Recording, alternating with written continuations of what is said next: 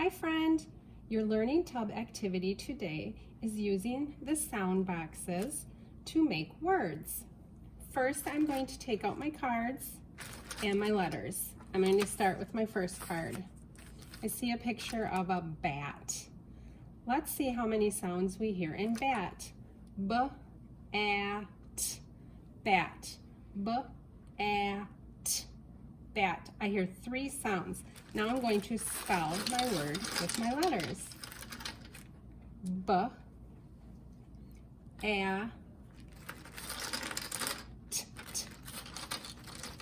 Find my T. Bat. Next, I'm going to use another card and spell my word. Let's see how many sounds are in the word bed. B-e-d. B-e-d. Bed. Let's spell the word bed. B-e-e. B-e-d.